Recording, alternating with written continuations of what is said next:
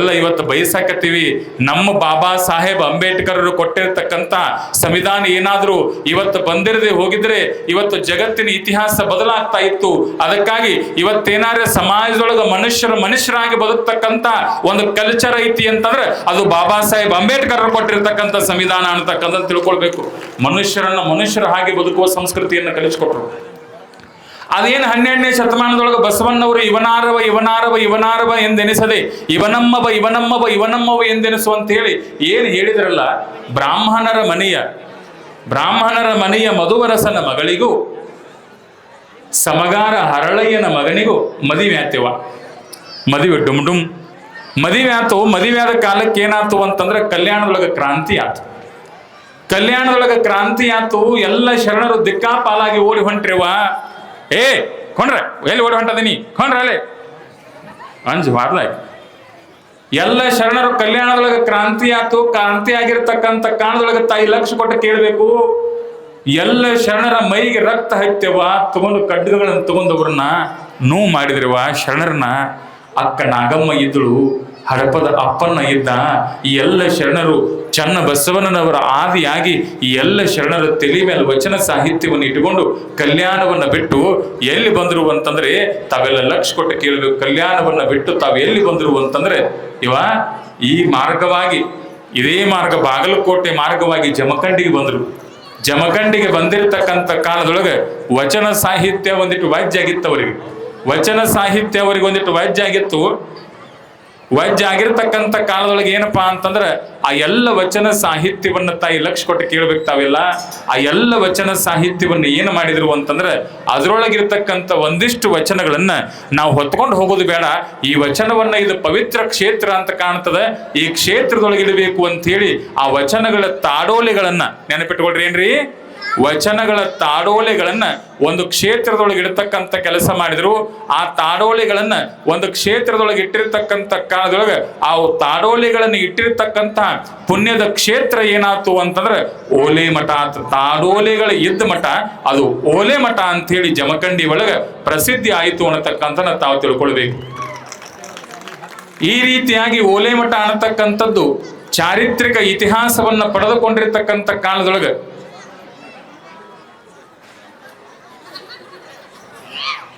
ಓಲೆ ಮಠ ಅನ್ನತಕ್ಕಂಥದ್ದು ಚಾರಿತ್ರಿಕ ಇತಿಹಾಸವನ್ನ ಪಡೆದುಕೊಂಡಿರ್ತಕ್ಕಂಥ ಕಾಲದೊಳಗೆ ತಾಯಿ ಲಕ್ಷ ಕೊಟ್ಟು ಕೇಳಬೇಕು. ಅವಾಗ ಆ ಮಠಕ್ಕೊಂದು 16ನೇ ಶತಮಾನದೊಳಗೆ ಒಬ್ಬರು ಸ್ವಾಮಿಗಳು ಬಂದರು. ಅವರ ಹೆಸರು ಶ್ರೀಮನ್ ನಿರಂಜನ ಗುರುಸಿದ್ಧ ಮಹಾಸ್ವಾಮಿಗಳು. ಹಿಂಗ ಅಜ್ಜರ್ ಬಂದಾರಲ್ರಿ, ಹಂಗ ಆ ಮಠಕ್ಕೊಬ್ಬರು ಸ್ವಾಮಿಗಳು ಬಂದ್ರೇವ. ಎಂಥ ಸ್ವಾಮಿಗಳಿದ್ರು ಅಂತಂದ್ರೆ ಅವರ ಮುಖದ ದರ್ಶನ ಆದ್ರೆ ಸಾಕು ಎಲ್ಲ ಪಾಪಗಳು ದೂರ ಆಗ್ತಾ ಇದ್ವು. ಎಷ್ಟೋ ಜನ 16 ವರ್ಷಗಳ ಕಾಲ ಮಕ್ಕಳಾಗದೇ ಇರತಕ್ಕಂಥ ಹೆಣ್ಮಕ್ಳು ಗುರುವಿನ ಪಾದಕ್ಕೆ ಬಂದು ಬಿದ್ದು ಅಪಾರ ನಮಗ ಮಕ್ಕಳಾಗಲಿ ಅಂತ ಹೇಳಿ ಗುರುವನ್ನ ಬೇಡ್ಕೊಂಡ್ರೆ ಅಂತಹ ದಂಪತಿಗಳಿಗೆ ಆಶೀರ್ವಾದ ಮಾಡಿದ್ರೆ ಮಕ್ಕಳಾಗ್ತಿದ್ದು. ಎಷ್ಟೋ ಜನ ಬಡತನದೊಳಗೆ ದಾರಿದ್ರ್ಯದೊಳಗೆ ಮನೆಯೊಳಗೆ ಸಂಪತ್ತಿಲ್ಲ, ಲಕ್ಷ್ಮೀ ನಿದ್ರವಾಳು ಅಂತ ತಿಳ್ಕೊಂಡು ಅನೇಕ ಜನ ಬಂದು ಗುರುಗಳ ಪಾದಕ್ಕೆ ಬಿದ್ದಿರ್ತಕ್ಕಂಥ ಕಾಲದೊಳಗೆ ಅವ್ರ ಮನೆಯೊಳಗೆ ಲಕ್ಷ್ಮಿ ಉಕ್ತಿದಳಿವ. ಅಂತ ಅದ್ಭುತವಾಗಿರ್ತಕ್ಕಂಥ ಪವಾಡ ಶಕ್ತಿ ಸ್ವಾಮಿಗಳಲ್ಲಿತ್ತು. ಸ್ವಾಮಿಗಳಲ್ಲಿ ಇರತಕ್ಕಂಥ ಕಾರಣದೊಳಗೆ ತಾವೆಲ್ಲ ಲಕ್ಷ್ಯ ಕೊಟ್ಟು ಕೇಳಬೇಕು.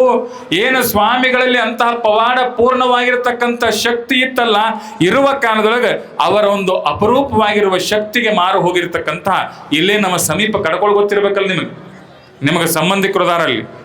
ಆ ಕಡ್ಕೋಳದೊಳಗೊಂದು ಶಾಖಾ ಮಠ ನಿರ್ಮಾಣ ಮಾಡಿಕೊಟ್ರು ಕಡ್ಕೋಳದ ಸದ್ಭಕ್ತರು. ಎಲ್ಲಿ ಹಾವೇರಿ ಜಿಲ್ಲೆ ಸಿಗ್ಗಾಂವಿ ತಾಲೂಕಿನೊಳಗೊಂದು ಶಾಖಾ ಮಠ ಅಪ್ಪಗಳಿಗೆ ನಿರ್ಮಾಣ ಮಾಡಿಕೊಟ್ರು. ಅವರ ಶಕ್ತಿ ಹೆಂಗಿತ್ತು ಅಂತಂದ್ರೆ ಇಲ್ಲೇ ಜಮಖಂಡಿ ಸಮೀಪ ಕ್ವಾನೂರು ಕರಿಸಿದ್ ಗೊತ್ತೇವ ನಿಮಗೆಲ್ಲರಿಗೆ?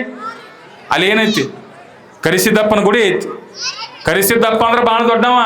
ಅಂತಹ ಕ್ವಾನೂರಿನ ಕರಿಸಿದ್ದನ ಆ ಒಂದು ಸಂಸ್ಥಾನವನ್ನ ಆಳ್ತಿರ್ತಕ್ಕಂಥ ಕ್ವಾನೂರಿನ ದೇಸಾಯಿಗಳು ಏನ್ ಮಾಡಿದ್ರು ಅಂತಂದ್ರೆ ಅಪ್ಪಗಳ ಪ್ರಭಾವಕ್ಕೊಳಗಾಗಿ ಅವರ ಪ್ರಭಾವಳಿಯ ಶಕ್ತಿಯನ್ನು ಅರಿತು ಏನ್ ಅದ್ಭುತವಾಗಿರ್ತಕ್ಕಂಥ ಕೆಲಸ ಮಾಡಿದ್ರು ಅಂತಂದ್ರೆ 1704ರಲ್ಲಿ ಪರಮ ಪೂಜ್ಯರ ಪ್ರಭಾವಕ್ಕೊಳಗಾಗಿರ್ತಕ್ಕಂಥ ಕಾನೂರಿನ ದೇಸಾಯಿಗಳು ಏನು ಮಾಡಿದ್ರು ಅಂತಂದ್ರೆ ವಿಶೇಷವಾಗಿ ತಮ್ಮ ಹತ್ತಿರ ಇರತಕ್ಕಂಥ 190 ಎಕರೆ ಜಮೀನನ್ನ ಓಲೆ ಮಠಕ್ಕೆ ದಾನದ ರೂಪದೊಳಗೆ ಕೊಟ್ಟರು ಅನ್ನತಕ್ಕಂಥದ್ದು ತಾವು ತಿಳ್ಕೋಬೇಕು. 190 ಎಕರೆ ನೋಡ್ರಿ ಎಷ್ಟು ಶ್ರೀಮಂತ ಮಠ ಅದು. ಮತ್ತೆ ಈಗಿಲ್ರಿ ಅದು ಒಂದು ಸ್ವಲ್ಪ ಇಂದಿರಾ ಗಾಂಧಿಯವರು ಉಳುವವನೇ ಭೂಮಿಗೆ ಒಡೆಯ ಕಾನೂನಿನ ಮೂಲಕ ಒಂದಿಷ್ಟು ಜಮೀನು ಹೋಗೈತಿ. ಮತ್ತೆ 190 ಎಕರೆ ಐತಿ. ಅಪ್ಪಗಳು ಭಾಳ ಶ್ರೀಮಂತರದಾರ ನೀವು ತಿಳ್ಕೊಂಡ್ರಿ. ಈಗೂ ಐತಿ. ಅವ್ರೇನು ಸಣ್ಣ ಮಾಡಿದವ್ರಲ್ಲ, ಶ್ರೀಮಂತ ಮಾಡಿದವ್ರೆ.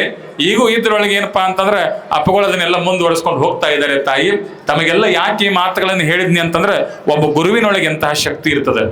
ಅಂತಹ ಮಠದ ಪೀಠ ಪರಂಪರೆಯಲ್ಲಿ ಅನೇಕ ಜನ ಮಹಾಸ್ವಾಮಿಗಳವರು ಆಗಿ ಹೋಗ್ತಾರೆ.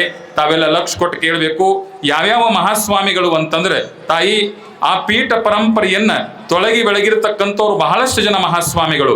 ಮೊದಲನೇದವರು ಗುರುಸಿದ್ಧ ಮಹಾಸ್ವಾಮಿಗಳು, ಎರಡನೇದವರು ಚನ್ನವೀರ ಮಹಾಸ್ವಾಮಿಗಳು, ಚಂದ್ರಶೇಖರ ಸ್ವಾಮಿಗಳು, ಸಂಗಯ್ಯ ಸ್ವಾಮಿಗಳು, ಸಂಗನಬಸವ ಸ್ವಾಮಿಗಳು, ಮಹಾಲಿಂಗ ಸ್ವಾಮಿಗಳು, ಎರಡನೆಯ ಸಂಗನಬಸವ ಸ್ವಾಮಿಗಳು, ಎಂಟನೇದವರು ಅಲ್ಲಿದಾರ ನೋಡ್ರಿ, ನಿಮ್ಮೂರಿಗೆ ಬಹಳಷ್ಟು ಸರ್ತಿ ಬಂದಾರ. ಅವರೇ ಡಾಕ್ಟರ್ ಅಭಿನವ ಕುಮಾರ ಚನ್ನಬಸವ ಮಹಾಸ್ವಾಮಿಗಳಂತ ಹೇಳಿ. ಅವ್ರು ಹೆಂಗಿದ್ರು ಅಂತಂದ್ರೆ ತಾಯಿ ಲಕ್ಷ ಕೊಟ್ಟು ಕೇಳ್ರಿ. ಇಲ್ಲೇ ಬಿದಿರಿ ಅವರು ಹುಟ್ಟೂರ. ಬಿದಿರಿ ಅವರು ಹುಟ್ಟೂರಿದ್ರು. ಬಾಲ್ಯದೊಳಗೆ ಶಿವಯೋಗ ಮಂದಿರದೊಳಗೆ ಅಭ್ಯಾಸ ಮಾಡಿ, ಯೌವನದೊಳಗೆ ಕಾಶಿ, ವಾರಣಾಸಿ, ಬನಾರಸ್ಗಳಲ್ಲಿ ಅಭ್ಯಾಸವನ್ನು ಮಾಡಿ, ಹಿಂದಿಯಲ್ಲಿ ಪದವಿಯನ್ನು ಪಡ್ಕೊಂಡು ಹಿಂದಿಯನ್ನ ಅಸ್ಖಲಿತವಾಗಿ ನುಡಿತಕ್ಕಂತಹ ಒಬ್ಬ ಅಪರೂಪದ ಸ್ವಾಮಿಗಳವರಾಗಿದ್ರು. ಅವರ ಇಡೀ ಜೀವನ ಅಧ್ಯಯನಕ್ಕಾಗಿ, ಪುಸ್ತಕವನ್ನು ಬರೆಯುವುದಕ್ಕಾಗಿ ಅವರು ಮೀಸಲಿಟ್ಟರು. ಅನೇಕ ಸಮಾಜಮುಖಿ ಕಾರ್ಯಕ್ರಮಗಳನ್ನು ಮಾಡಿದರು. ಅವ್ರದ್ದೊಂದು ಬಹಳ ದೊಡ್ಡ ಆಸೆ ಯಾವುದು ಅಂತಂದ್ರೆ ತಾವೆಲ್ಲ ಲಕ್ಷ ಕೊಟ್ಟು ಕೇಳಬೇಕು. ಇಡೀ ಜಮಖಂಡಿ ತಾಲೂಕಿನ ಜನರ ಹೃದಯದೊಳಗಿರ್ತಕ್ಕಂಥ ಒಂದೇ ಒಂದು ಆಸೆಗಾಗಿ ಅಪ್ಪಗಳು ಜೀವನ ಪೂರ್ತಿ ದುಡಿದ್ರು. ಅದು ಯಾವ್ದು ಆಸೆ ಅಂತಂದ್ರೆ ಜಮಖಂಡಿ ತಾಲೂಕು ಜಿಲ್ಲೆ ಆಗಬೇಕು ಅನ್ನತಕ್ಕಂಥ ವಿಚಾರದೊಳಗೆ ಅಪ್ಪಗಳು ಬಹಳ ದೊಡ್ಡ ಹೋರಾಟವನ್ನು ಮಾಡಿ ಇಡೀ ಎಲ್ಲ ಸ್ವಾಮಿಗಳನ್ನ ಕಟ್ಟಿಕೊಂಡು ಮುಖ್ಯಮಂತ್ರಿಗಳಿಗೆ ಭೇಟಿಯಾಗಿ ಅದ್ಭುತವಾಗಿರ್ತಕ್ಕಂಥ ಕ್ರಾಂತಿಯನ್ನ ಮಾಡಿರ್ತಕ್ಕಂಥ ಕ್ರಾಂತಿ ಯೋಗಿಗಳು ಯಾರಾದ್ರೂ ಇದ್ರೆ ಅದು ಡಾಕ್ಟರ್ ಅಭಿನವ ಕುಮಾರ ಚನ್ನಬಸವ ಮಹಾಸ್ವಾಮಿಗಳು. ಯಾಕೆ ಅವ್ರ ಬಗ್ಗೆ ಮಾತನಾಡ್ತೀನಿ ಅಂದ್ರೆ ತಾಯಿ, ಇವತ್ತಿನ ಕಾಲದೊಳಗೆ ರಾಜಕಾರಣಿಗಳು ಅಂತಂದ್ರೆ ದಿನಕ್ಕೊಂದು ಬಣ್ಣ, ಕ್ಷಣಕ್ಕೊಂದು ಬಣ್ಣ ಅನ್ನತಕ್ಕಂಥ ರಾಜಕಾರಣಿಗಳ ಬಣ್ಣವನ್ನ ಬಯಲು ಮಾಡತಕ್ಕಂಥ ಏಕೈಕ ಸ್ವಾಮಿಗಳು ಜಮಖಂಡಿ ಒಳಗಿದ್ರೆ ಅದು ಅಭಿನವ ಕುಮಾರ ಚನ್ನಬಸವ ಮಹಾಸ್ವಾಮಿಗಳು ಅನ್ನತಕ್ಕಂಥನ್ನ ತಾವು ತಿಳ್ಕೊಳ್ಬೇಕು. ಅಂತ ಸ್ವಾಮಿಗಳು ಅಂತಂದ್ರೆ ಎಲ್ಲರೂ ಸಹಿತ ನಡಗುತ್ತಿದ್ರು. ಯಾಕೆ? ಅವ್ರು ಎಲ್ಲರಿಗೆ ಸಹಿತ ಪ್ರಶ್ನಿಸ್ತಾ ಇದ್ರು.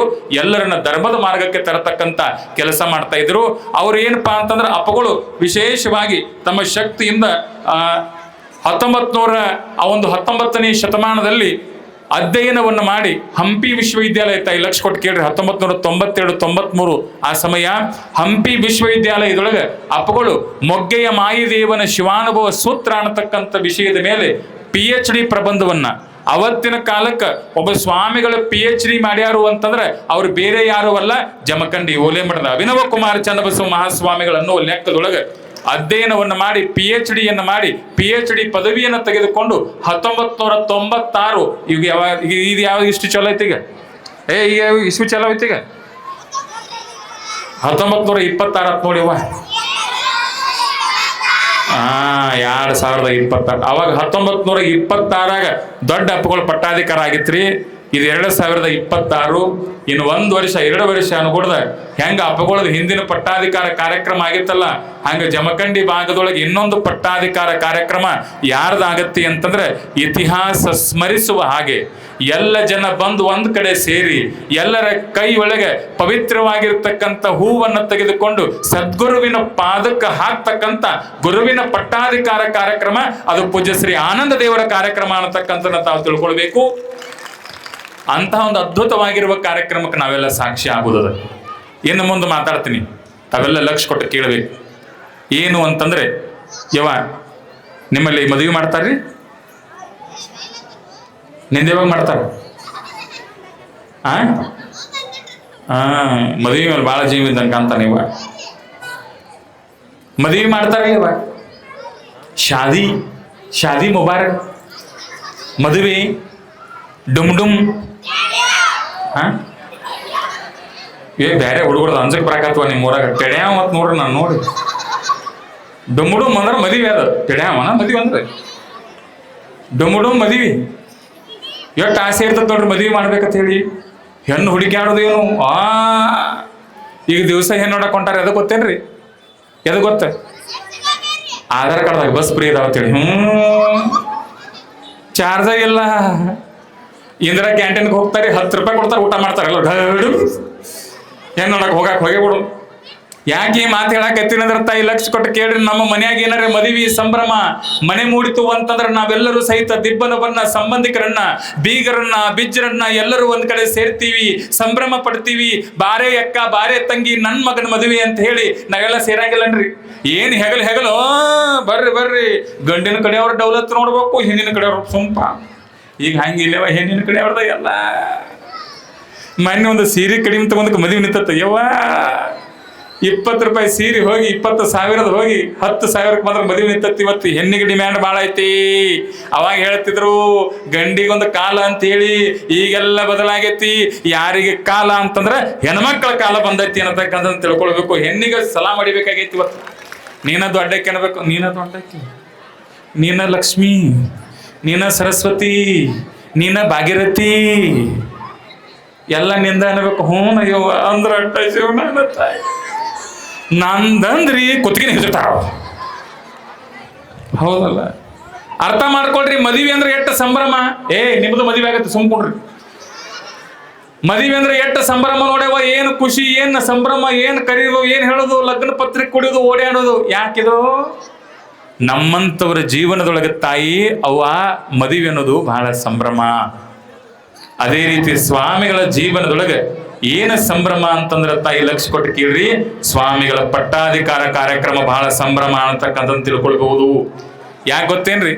ನಮ್ಮ ಜೀವನದಾಗ ಒಮ್ಮೆ ಮದುವೆ ಆಗ್ತಾವ. ಏನಾಗ್ತತ್ರಿ?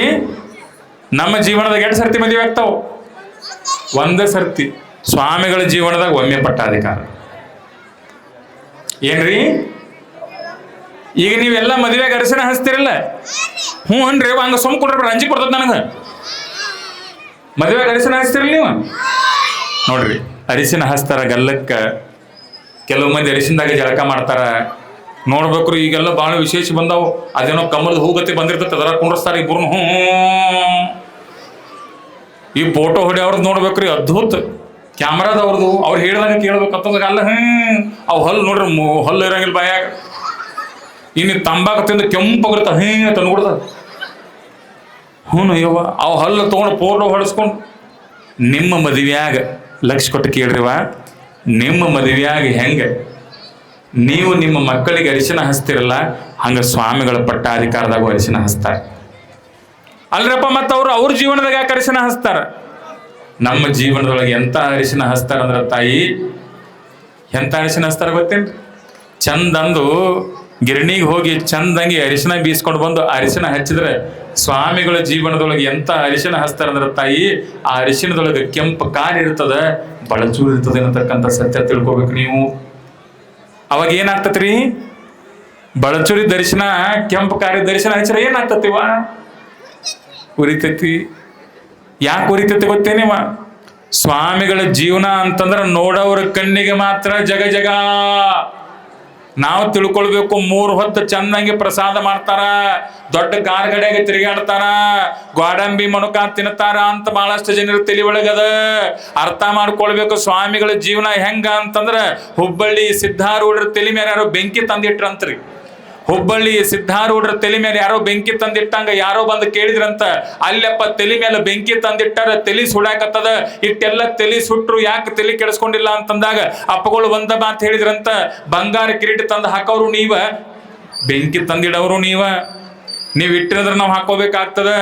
ಅದಕ್ಕಾಗಿ ಮುಂದೆ ಹೋಗಿ ಅವತ್ತು ಬಂಗಾರ ಕಿರೀಟ ಹಾಕಿದಾಗ ಮೆರವಣಿಗೆ ಚಾಲು ಆತಂತ ಹುಬ್ಬಳ್ಳಿ ಸಿದ್ಧಾರೂಢರದು. ಯಾವ ಹುಡುಗ ಹೋಗಿ ಕೇಳಿದಂತ, ಯಜ್ಜ ಮೈ ಮೇಲೆ ಜಳ ಜಳ ಶರೀರ ಶಾಲ್ ಹಾಕ್ಯಾರ, ತೆಲಿಗೆ ಬಂಗಾರದ ಕಿರೀಟ ಹಾಕ್ಯಾರ, ಕೊರಳಾಗ ಮುತ್ತಿನ ಸನ ಹಾಕ್ಯಾರ, ಮುಂದೆ ಲೈಟ್ ಹಚ್ಚಾರ, ಯಜ್ಜ ಏನು ಜಗ ಜಗ ಜಗ ಜಗ ಹೊಳ್ಯಾಕತಿ ಅಂದತ್ ಹುಡುಗ. ಅವಾಗ ಸಿದ್ಧಾರೂಢರು ಅಂದ್ರತ, ತಮ್ಮ ನಿನ್ನ ಕಣ್ಣಿಗೆ ಜಗ ಜಗ ಹೊಳೆದ್ರು ಒಳಗ ಬಗ ಬಗ ದಗ ದಗ ಅಂತ ಬೆಂಕಿ ಚಾಲವಾಗೈತಿ ಅನ್ನತಕ್ಕಂಥ ಮಾತನ್ನ ಹುಬ್ಬಳ್ಳಿ ಸಿದ್ಧಾರೂಢರು ಹೇಳಿದ್ರತ್ ನೋಡ್ರಿ. ಸ್ವಾಮಿಗಳಿಗೆ ಬಂಗಾರದ ಕಿರೀಟವನ್ನು ಹಾಕಿದ್ರು ಸಹಿತ ಸ್ವಾಮಿಗಳ ಜೀವನ ಹೆಂಗಿರುತ್ತೆ ಅಂದ್ರ ತಾಯಿ, ಒಮ್ಮೆ ಆ ಪಟ್ಟಾಧಿಕಾರ ಸಮಯದೊಳಗೆ ಒಮ್ಮೆ ಅದು ತಲೆ ಉರಿಲಿಕ್ಕೆ ಪ್ರಾರಂಭ ಆತು ಅಂದ್ರೆ ಅಲ್ಲಿಗೆ ನಿಲ್ಲಂಗಿಲ್ಲ. ಸಮಾಜ ಸೇವೆ, 100 ಜನ ಬರ್ತಾರೆ, 100 ಜನ ಕಣ್ಣೀರನ್ನು ಕತ್ತಿ ಹೇಳ್ತಾರೆ, ಅಯ್ಯ ಅಂತಾರೆ, ಅಪ್ಪ ಅಂತಾರೆ, ನಮಗೊಂದಿಷ್ಟು ಪರಿಹಾರ ಹೇಳು ಅಂತಾರೆ, ನಮ್ಮ ಮನ್ಯಾಗ ಕಾಡಾಕತ್ತೈತೆ ಅಂತಾರೆ, ನಮ್ಮಲ್ಲಿ ಹಿಂಗಾಗೈತೆ ಅಂತ ಹೇಳಿ 100 ಜನ ಬಂದು ಕೇಳುವ ಕಾಲದೊಳಗೆ ಸ್ವಾಮಿಗಳ ಜೀವನ ಹೆಂಗಾಗತ್ತೆ ಅಂತಂದ್ರೆ, ಆಗ ಉರ್ದದ ಏನ್ ಉರ್ದದ ಅಂದ್ರ ತಾಯಿ, ಮೇನ ಬತ್ತಿ ಹೆಂಗ ತನ್ನನ್ನ ತಾವು ಉರಿಸ್ಕೊಂಡು ಜಗತ್ತಿಗೆ ಬೆಳಕು ಕೊಡ್ತದಲ್ಲ, ಹಂಗ ಸ್ವಾಮಿಗಳಿದ್ದರು ಅವರು ತಮ್ಮನ್ನು ತಾವು ಉರಿಸ್ಕೊಂಡು ಜಗತ್ತಿಗೆ ಬೆಳಕು ಕೊಡ್ತಾರೆ ಅನ್ನತಕ್ಕಂಥ ಸತ್ಯ ತಾವು ಅರ್ಥ ಮಾಡ್ಕೊಳ್ಬೇಕು. ಇನ್ನೊಂದು ಕೇಳೇನ್ರೆ, ನಾವು ಅವ್ರ ಕನ್ನೊಳಗೆ ಅಕ್ಕೋರ್ನ ಕೇಳಿದ್ವಿ, ಬಂದಾರ 5 ದಿವಸ ಬಂದಾರ ಅವ್ರ ಅಕ್ಕೋರು, ಎಲ್ಲೋ ದೂರ ಕೂತಾರ ಅವ್ರು, 2 ಗಂಡು ಮಕ್ಕಳು ಅದಾರ ಅವ್ರಿಗೆ. ಅಕ್ಕೋರು ನಮಗೆ ಬೇದರವರು, ಏನು ಕೇಳಿವ ನಿಮಗೂ ಕೇಳೇನ್ರ ಅದನ್ನ? ನಿನಗೇನು ಕೇಳ್ತಾವ ನೀನು? ನನಗೇನು ಗಂಟು ಬದತ್ತೇವ ಇದು? ಹೂವಾ